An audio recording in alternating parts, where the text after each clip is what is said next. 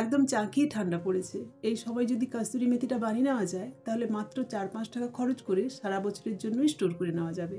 নমস্কার বন্ধুরা, আজকে দোকানের মতো একদম সুগন্ধিত কসুরি মেথি কিভাবে বাড়িতে বানিয়ে নেওয়া যায় সেটা দেখে নেব। সাথে কোন ধরনের মেথি এর জন্য বাছা উচিত সেটাও জেনে নিতে হবে, কারণ সব ধরনের মেথির মধ্যে কিন্তু কসুরি মেথির অ্যাকচুয়াল ফ্লেভার পাওয়া যাবে না। এই মশলাটার জন্য আমি একদম তাজা একাঠি মেথি নিয়েছি। আর এই মেথিটাকে একটু ছোট মাপের নিতে হবে, মানে গাছগুলো যেন একটুখানি বেটে বেটে হয়, আর এর পাতাগুলো যেন একটুখানি গোলাকার আর মোটা হয়। অনেক সময় দেখবেন পাতার সাইডে একটুখানি লালচে লালচে আছে, সেই ধরনের মেথিও নিতে পারেন, তাতে কিন্তু ফ্লেভারটা ভালো পাওয়া যাবে। পাতাগুলো দেখে নিশ্চয়ই বুঝতে পারলেন এগুলো কিন্তু খুব বেশি লম্বাটে নয়, একটুখানি গোলাকার আছে। এবার আঁটি খুলে আমি মেথির গাছগুলো দেখিয়ে দিচ্ছি আপনাদের। এই যে দেখুন, গাছগুলোও কিন্তু খুব বেশি লম্বা না, একটু বেটে বেটে আছে। এবারে কোন ধরনের মেথি নেওয়া যাবে না সেটা আমি আপনাদের দেখিয়ে দিচ্ছি। এই যে এরকম লম্বাটে মেথি কিন্তু নেওয়া যাবে না, মানে যার গাছগুলো লম্বা হয় আর পাতাগুলো লম্বা হয়, এ ধরনের মেথিতে কিন্তু ভালো ফ্লেভার পাওয়া যায় না, এর মধ্যে একটুখানি জংলা জংলা গন্ধ পাওয়া যায়।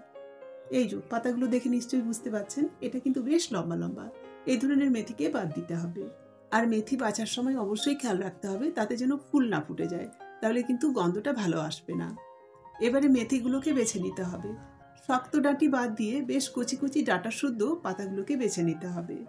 আমরা রান্নার জন্য যেমন শুধুমাত্র তাজা তাজা পাতাগুলোকে বেছে নিই সেভাবেই বাছতে হবে, তবে শুধুমাত্র শক্ত ডাঁটি যেন না পড়ে সেটাকে খেয়াল রাখতে হবে।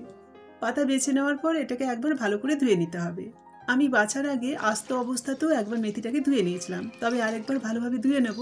এতে ধুলোবালি থাকলে যেমন বেরিয়ে যাবে, তেমনি ছোটোখাটো পচা পাতা থাকলেও বেরিয়ে যাবে। ভালোভাবে জল ঝরিয়ে আমি মেথিগুলোকে তুলে নিয়েছি। এবারে একটা শুকনো কাপড়ের উপর আমি মেথিগুলো দিয়ে দিচ্ছি, দিয়ে হালকা হাতে চেপে চেপে জলটাকে শুকনো করে নিতে হবে। এতে মেথির জল সম্পূর্ণ শুকনো হয়ে গেছে। এখন একটা প্লেটের মধ্যে মেথিগুলোকে তুলে নিয়ে এই কাপড়টাকে সরিয়ে দেবো, কারণ এই টেবিলের মধ্যেই আমি মেথি পাতাগুলোকে শুকনো করে নেব। এগুলোকে রোদে দেওয়ার দরকার নেই, রোদে দিলে এর গন্ধ অনেকটা কিন্তু কমে যাবে আর রঙটাও ফেড হয়ে যাবে, সেজন্য ছাওয়ার মধ্যেই শুকিয়ে নিতে হবে। টেবিলটার উপর বেশ পাতলা করে আমি মেথি পাতাগুলোকে বিছিয়ে দিচ্ছি, দিয়ে 3 থেকে 4 দিন মতো এটাকে এভাবেই রেখে দিতে হবে। আর দরজা জানলা খোলা রাখতে হবে যাতে বাতাসটা ভালো মতো করে চলাচল করে, নাহলে কিন্তু পাতার মধ্যে ফাঙ্গাস ধরে যেতে পারে। চাইলে মাইক্রোওয়েভে বা এমনি গ্যাসের মধ্যে তাওয়া বসিয়ে হালকা আঁচে সেঁকে নেওয়া যায়, তাতে কিন্তু মেথির মধ্যে সেই গন্ধটা পাওয়া যাবে না, যেটা ন্যাচারাল প্রসেসের মাধ্যমে শুকনো করলে পাওয়া যায়। আমি পুরো 4 দিন উল্টে পাল্টে পাতাগুলোকে শুকনো করে নিয়েছি। পাতা এবার সম্পূর্ণ শুকনো হয়ে গেছে, আর এর রঙটাও দেখুন একদম সবুজ আছে।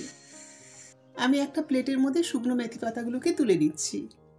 এই সময় মেথি শুকনো হয়ে একদম মুচমুচে আছে, তাই আমি কি করব, একেবারে এটাকে হাতের সাহায্যে ক্র্যাশ করে একটা কৌটোর মধ্যে ভরে রেখে দেবো, কারণ বেশি দিন থেকে গেলে মেথি পাতা কিন্তু নরম হয়ে যায়।